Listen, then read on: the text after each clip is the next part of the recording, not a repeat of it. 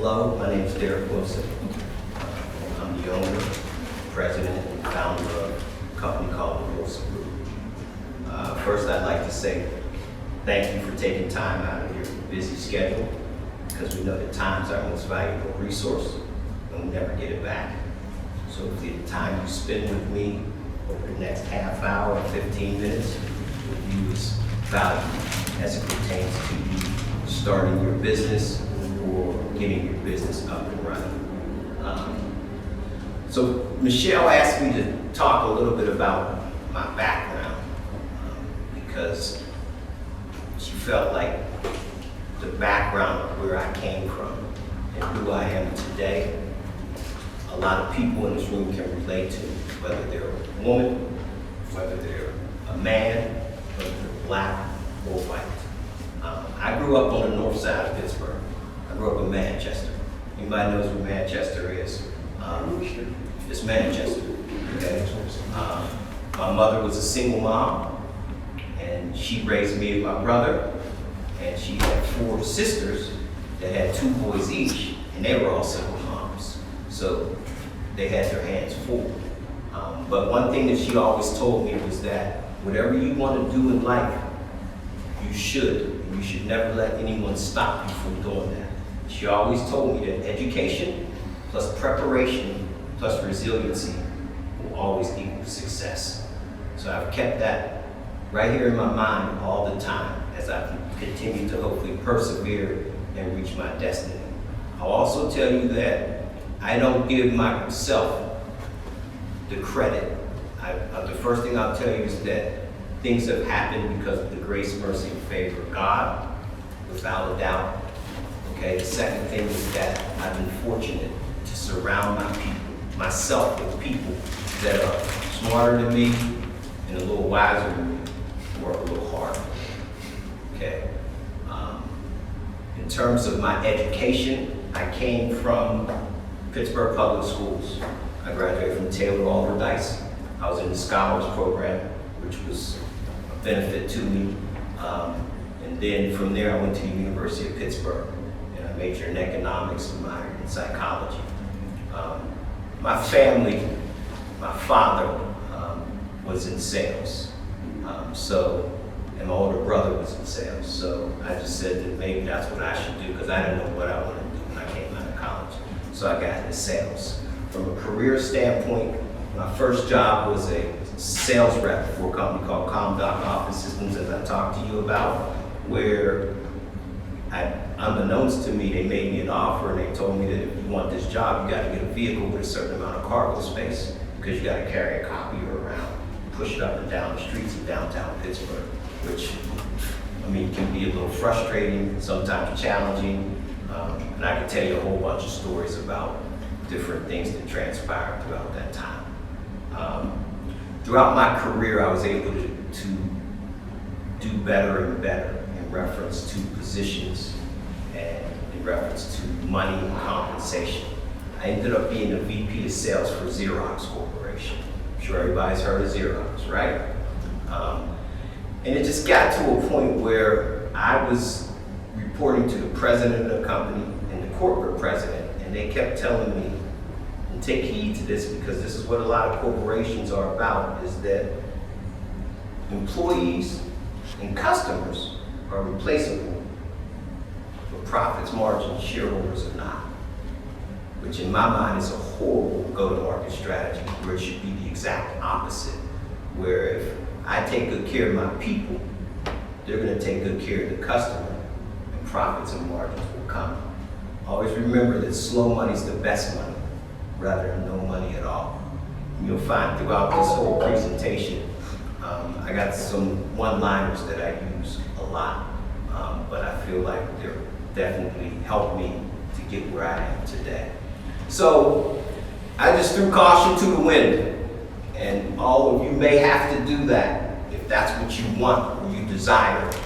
And I told them, I'm leaving, I'm gonna open up my own business, I'm gonna compete against you, and I love my chances. And they looked at me like I had lost my mind, and everybody that knew me looked at me like I lost my mind.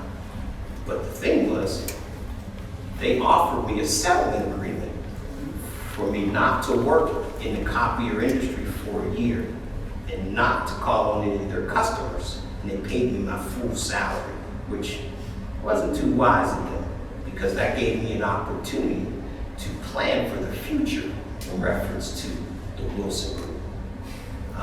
Then on top of that, because a lot of people, entities don't want you to come into a marketplace, they tried to sue me twice, okay?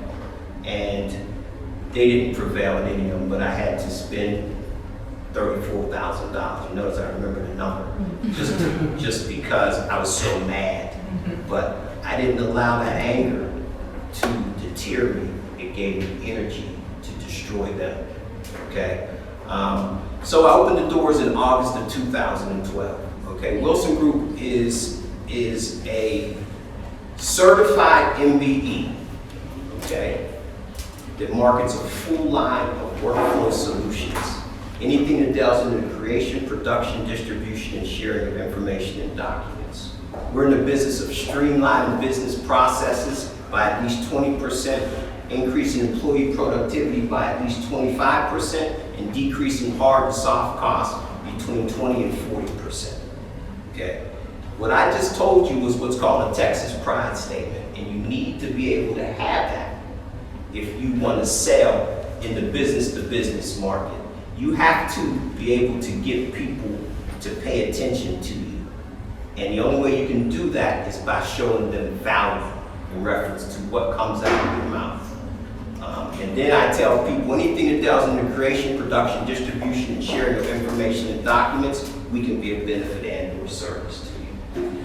So in terms of the services that we provide, which makes us, catch this one, it makes us an anomaly competing against an oligopoly. When you tell people that, they look at you like you got two heads and you've lost your mind. But I haven't, because we are. We're an anomaly because we're different than everybody else that I compete against in a whole lot of different ways. Okay, but an oligopoly has been created in the marketplace because all of the manufacturer-based entities have come in and bought out all the local independently owned entities and created an oligopoly. Okay? So we go into the market and they're like, there's no way. But anyway, we sell a full line of solutions. First, we sell a full line of copiers and printers. Cheryl knows because I was fortunate enough to do business with Cheryl years ago at the Hill House Association. She was the CEO. So thank you, Cheryl. So we sell a full line of copiers and printers, okay, sharp. Then we have interactive communication products. What those are 60, 70, 80-inch iPads on wheels or on the wall. We have a full line of Epson products. When I say Epson, the reason I picked up Epson is because in the market these days, you have to stay ahead of the curve. Remember that, you gotta stay ahead of the curve or step ahead of your competition. And here's what I mean by that. The people I compete against don't have an inkjet product. They have a laser product. I do. If you know that industry, inkjet is already in the production side, and now it's migrating down to business, so I'm a step ahead. Okay? Brother is a printer line that I carry, a commercial printer line, managed print services. Okay, managed print services are taking a variable cost to a fixed cost as it pertains to printers and service and supplies. I bought a postage machine company in 2015, so I have a full line of postage offerings. Computer peripherals, anything like this, laptops, PCs, anything around in the office, we can sell and service. I opened up another division of the company called BRM. If anyone's around here in Pittsburgh, you know that there used to be a company called BRM, right? Business Records Management. They got bought by Access and Iron Mountain, another oligopoly. They didn't trademark the acronym BRM, so I did. And we're Best Records Management, okay? So we do document storage, destruction, retrieval, putting stuff up in the cloud, anything and everything in that market. And then lastly, during the pandemic, we had to pivot because our recurring revenue stream wasn't what it traditionally was, because we make money when people hit print, okay? People weren't printing in the offices because they were at home. So I had to figure out how we were going to keep a sustainable business. So we picked up managed IT services, okay?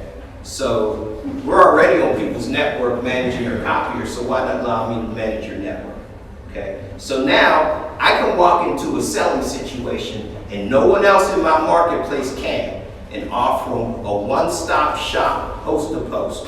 From the time they create a document to the time they want to digitize, store, put it up in the cloud, anything in that space we can be of benefit and or service to you. The benefit of that to, say you, sir, is that versus you having 7 different sales reps, okay? Now you have 1. Versus you having 20 invoices every month, now you got 1, okay? And people like that, especially they're consolidating their services now in these times to streamline processes, increase productivity, and decrease costs. Okay, so that's just a strategy that we've come upon, and once again, we're an anomaly competing against an oligopoly, right? I'm going to tell you a quote that a lot of times that I think applies in these times, especially for someone such as yourself. It's called excuses. Excuses are monuments of nothingness. They build bridges that lead to nowhere. And those who use these tools of incompetence are masters of nothing. You have to have the mindset to take excuses and make them into opportunities. Okay? Excuses to opportunities. Can you click a couple more? Some accomplishments, go back. Okay, so here's some of the accomplishments we've achieved in a short period of time. And when people said we couldn't do anything, okay? So we are now what's called Hikunakai status within the Sharp world. Sharp is the main manufacturer of carriages. We're in the top 10% of the dealers in the country, and there's over 1,000, okay? We're the fastest growing Sharp dealer in history across the country, okay? We're Northeast Dealer of the Year every year till now. In 2016, Pittsburgh Business Times, that first picture you saw of me was that. We were the fastest growing company in Western Pennsylvania. We started from 0 and we grew 644% in 3 years, which is an anomaly competing against an oligopoly, because I can tell you a multitude of reasons why, okay? In 2020, I was CEO of the year, and my CFO was CFO of the year in 2017. And I could go on and on about accomplishments, but I'm going to leave it there. And I'm going to start talking about sales, okay? But in order for you to be successful in whatever you do, you have to make yourself uncomfortable to become comfortable. Believe that. I mean, because you're going to take yourself out of where you're traditionally used to being comfortable. And nobody's going to hand you anything. You got to go out and get it. And you have to make yourself uncomfortable to be comfortable. Why and how? Go ahead. If you look at any of my business cards and any of my literature, there's 7 core values on the back of the business cards and any of the literature, the orders that I gave you. Those are the 7 core values that we live and die by. I won't waste your time in going by through every one of them, but it's the cornerstone of the business. Anyone that works with and for me knows them by heart, can recite them. If you have your own business, a couple of things that you need is you need a Texas pride statement. You need core values. You need a mission statement. My mission, which is going to manifest itself, is to be the leading provider of workflow solutions in Western Pennsylvania, which people always still look at me like I'm crazy, but they can continue to do that. But that's what we will be. You need to have a mission, because you want to look at that every day and say, this is the goal. Okay? You want to have core values because that's what's most important to how you run your business and how people view you out in the business world. My business model is a decentralized business model versus a centralized business model. In terms of the business itself, I've always been very structured and have a structure and routine all the time and expect what I expect. People that are most successful in life win because of skill and will, okay? Whatever your product is and whatever you're selling, you have to be the best. You want to strive to be the best. And then when you put the skill aside, then comes will. It's the will to win. And like I tell my people, we're going to win or we're going to wilt. And wilting is not an option, so we're definitely going to win. I think I said this quote earlier. I think it's huge in today's times is that I have a lot of faith. Okay, and with that faith creates hope. And from that hope, there's belief. From that belief comes accomplishments. From those accomplishments, there's achievements. I've been fortunate that I surrounded myself with the best of the best, and I spoke on that earlier. Okay, let's get into sales. What is sales? If I said, Donald, what's sales, what would you say? Delivering a product or service for exchange of cash. Derrick? I would agree with him. As a young man. Sales is that. The way I look at sales is that it's a tool, it's a piece in a business that generates revenue, okay? Without revenue, you don't have a business. And with that revenue should come profit. And then margins on those profits. If you create value and have relationships, can be higher and higher. I would get into all that with you in terms of my business, but I think that's a little much. Go ahead. It's the arm of the company that works to drive profits and revenue for the organization by selling products and services, right? Marketing, team focus on creating messages and related collateral to drive interest to the company's product or services. Fun concept. You're going to come across this all the time. It's called fear, uncertainty, and doubt. Your competition's going to create it to the prospect, and you're going to have it in your mind all the time when you start a business. Okay, it's got the fun concept. It's okay to have it, but how do you overcome it? Okay? Okay, here's what's most important, obviously, is sales. I don't care what you sell. There's 7 steps in the sales cycle. Okay? And I've been in sales a long time. If you open up your packets that I gave you, I put you some literature in there in reference to who we are as the Wilson Group in terms of a capability statement, and then some brochures on the products that we sell. I think the biggest thing that you can have as a takeaway is this is what I give my new salespeople. It's a sales training program, okay? And it takes you step by step by step and gives you a lot of information. If you use it right, it'll help you significantly in terms of generating revenue and opportunities to be great, okay? So the first step in selling is you want to know, 1, who you're selling to. 2 is who's in that market and where is your sweet spot, okay? So for instance, with me, when I opened my business, what I did was I knew I had a customer base. So what I started doing was talking to them confidentially, letting them know that I'm going to open up my own business. And when I open up my own business, I don't expect you to hand me anything, but would you give me the opportunity to earn the right to partner with you? And I kept notes on that. Right now, those 300 people, 96% of them I do business with. Okay? People do business with people. The biggest thing that you want to figure out is prospecting. How do you go to market? Back in the day, it was what's called a cold call. Cold call would be something like it's a physical walking in the office, knocking on the door, and the secretary being there. And I'd say something to them to the effect of, "Hi, my name's Derrick Wilson. I didn't catch yours." They'd tell me their name. And I'd say, "I'm with the Wilson Group. We market a full line of workflow solutions. Anything that deals in the creation, production, distribution, and sharing of information and documents.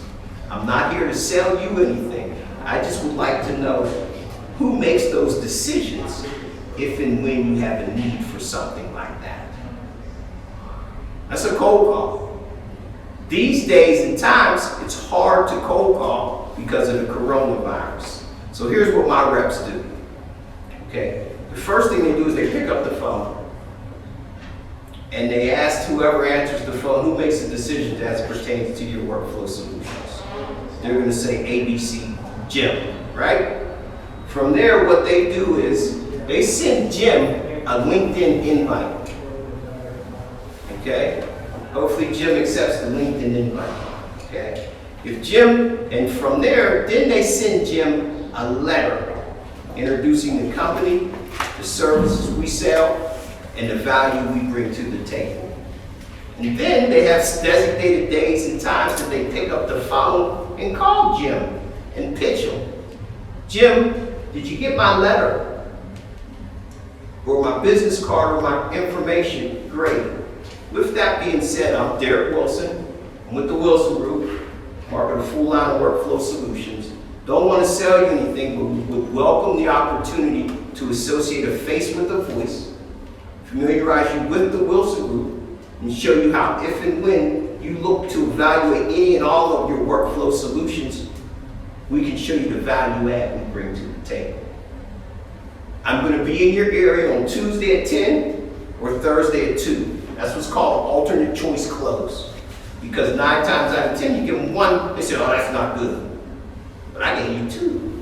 And if neither of those works for you, I'll accommodate my schedule. And if what I say, I remember years ago when I was in downtown, I'd say, what I say doesn't make good business sense and bring value to you, then kick me out. Or I'll even bring an hourglass, which is for 5 minutes. And in 5 minutes, if I don't bring value in that, you kick me out. If I do, I get to flip it. And I get to keep flipping it and flipping it until you say, "I didn't bring enough value to you." Okay? So that's the first piece, is the prospecting piece. Next is, once I just told you about the telephone call, then the next thing is that you get an intro appointment. And remember this, first impressions are your last impressions. The first thing they're going to do is look at you and see if you meet the part of what they're looking for as it pertains to a business professional. If you meet that part, then the next thing they want to see is what comes out of your mouth. Okay? And if what comes out of your mouth makes sense and brings value, then you have an opportunity to go into who you are, what you do, and why it makes good business sense. And in that, then you turn it around and you ask a bunch of questions. This is huge. It's called fact finding. And these questions you do are what are called open-ended questions. What, when, why, where, and how. Those are the only questions you ask. Because as Greg said earlier, people can't say yes or no. If I said to you, Derrick, what's important to you in making the best business decision for your organization? You have to expound on that, don't you? Yeah. Right. And then each of those things you expound on, I ask you another open-ended question. You say price. I say, when you say price, what do you mean? Okay? Or quality of product. When you say quality of product, what do you mean? I also want to know in that fact-finding meeting, who makes the decisions? Okay? Because at the end of the day, I don't want to be dealing with someone that doesn't make decisions. I want to be dealing with the person that makes those decisions or that team that makes those decisions. Okay? So that's the fact-finding meeting. And then at the end of that fact-finding meeting, you want to say to people, so remember I said this to you, the next thing I'd like to do is schedule a mutually convenient day and time to come back and show you a solution that I think is going to meet your wants and needs. alternate choice close again. Is Tuesday or Thursday going to be better for you? Is 10 or 2 work for you? And then I go back and I create a proposal, right? For me to come in and present. So then I come in and present the proposal of what their wants and needs are, okay? And then at that point, I go into, I don't ask open-ended questions, I ask close-ended questions. And I'm walking them down the path. Because close-ended questions, all you can do is say yes or no, right? And that's part of sales. And then at that point, you handle any objections, okay? And then you trial close. And what I mean by trial close is, you remember I said earlier, if I can, will you? Remember that? Remember that. If I can, will you? Okay? And then you close the sale. Okay? And this is a proven track record of doing that in terms of what the Wilson Group has been able to do in the time period that we're there. If you follow this, you'll learn a lot in reference to who you are and what you need to do to get to where you want to be the most successful person that you can be.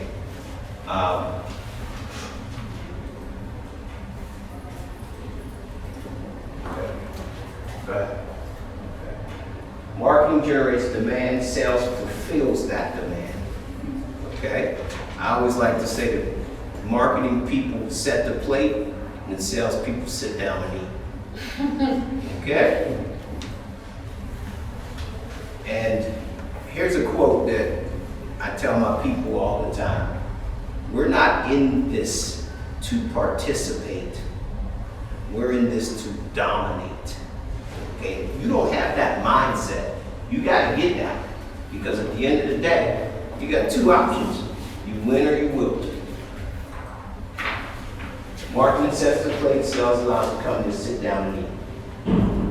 And because of our success, which I give all that to grace, mercy, and favor of God and the people around me, we consider ourselves disruptive innovators.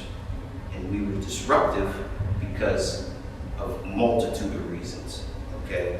First is that I'm a little black man in the city of Pittsburgh, okay? City of Pittsburgh, if you do your history on it, has the biggest disparity of income between blacks, whites, and women, plain and simple, okay? So you have to be a disruptive innovator to get your foot in the game, okay? And then once you get your foot in the game, then you have to be way better than your competition. I used to coach when my kids were younger in different sports, and I used to tell them that my son was a tailback. I would tell him, if you're not twice as good as whoever you're competing against for that tailback position, I'm going to give it to them. Because I'm the head coach, and the first thing they're going to do is say, oh, he got that position because his dad's the coach. You have to have that mindset as it pertains to winning business and being as successful as you can be. And the world can be yours, but you have to have that type of mindset. So that's who the Wilson Group is. Thank you for your time. And any questions? So Renard had one. Do you want to ask it here, or would you like me to read You can it? go ahead and read it. Okay. His question specifically for you was, what was your marketing plan or strategy to get your business to grow so fast within the first 3 years? So, really, there was several things. One is that I cold called like a slave every day. I would knock on at least 50 doors every day. And then I'd run back to my offices and I'd pick up the phone and I'd call them and pitch them on set appointments. I did that every day. And I went in my offices at 7 in the morning, okay? And people looked at me like I was crazy, okay? And they said, well, why are you in there at 7 in the morning? I said, well, am I here? Are you here? So 9 times out of 10, decision makers are there because that's when they're in there getting work done. Okay, and I would schedule appointments like that. I was at any and all events that I could be at to get my name out in the market. I also got all of my certifications.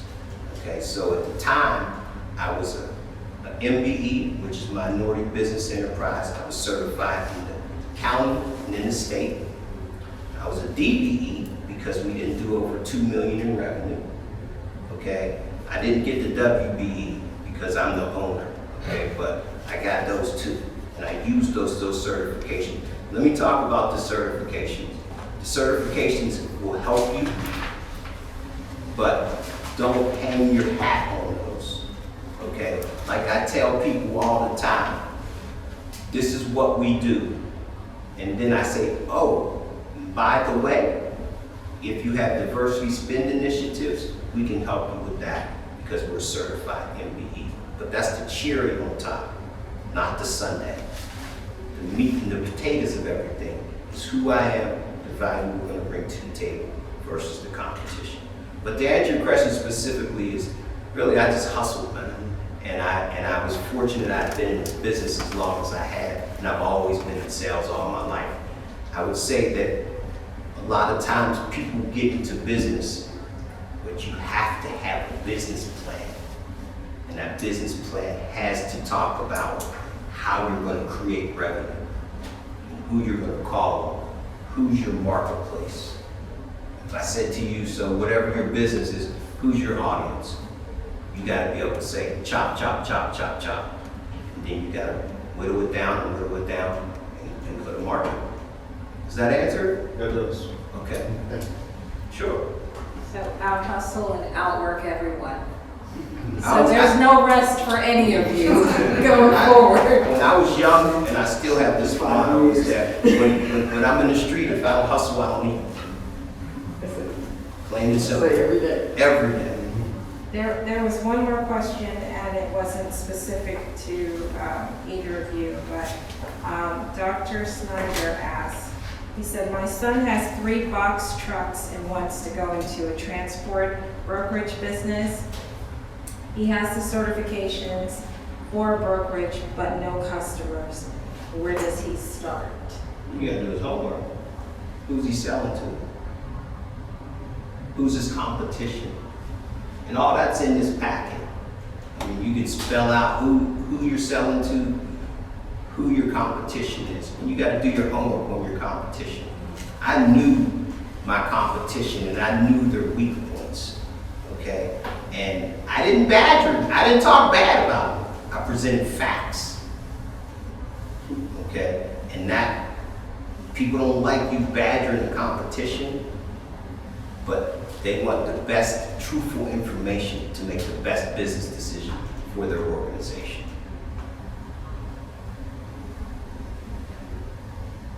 Thank you.